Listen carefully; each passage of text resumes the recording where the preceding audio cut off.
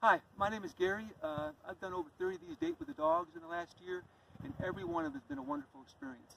I think what's so great about them is that it's just so different from the walks I do around the shelter. I know they're important and they're enjoyable, but those walks are just a routine. The dogs know exactly what to expect, and their behavior hardly ever changes.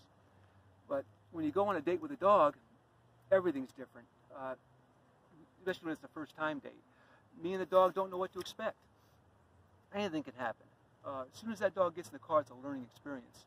Some of them hop right in, and they go to the back seat, and they're a little nervous. They think that's where they're supposed to be.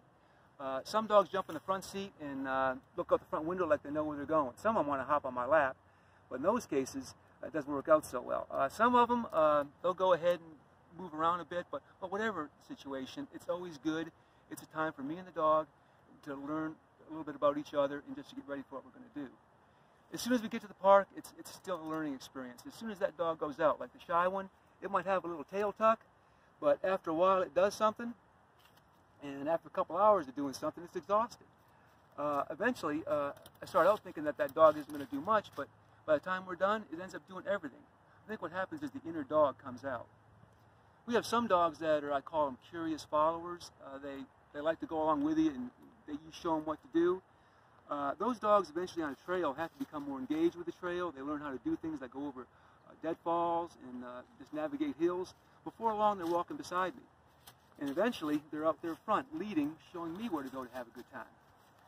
I think my favorite dog to take on a walk is a polar. They're not that fun to take on the shelter, but because I think they're looking for something that isn't there. They're just pulling, trying to find something. When they get to the park, they find it. Everything is new. Everything they see is something that they want to do, not pull themselves past it. They just want to keep on doing things. Well, that's a lot of different variety of the walks I get, but pretty much they all end up heading back, tired, to the parking lot, and there we often meet a lot of people.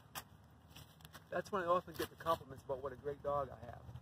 Some people say it's a beautiful dog, or a pretty dog, or a well-behaved dog, but generally all they're saying is that they see this magnificent animal that's having a great time, just enjoying life, living life to the fullest, being all it can be.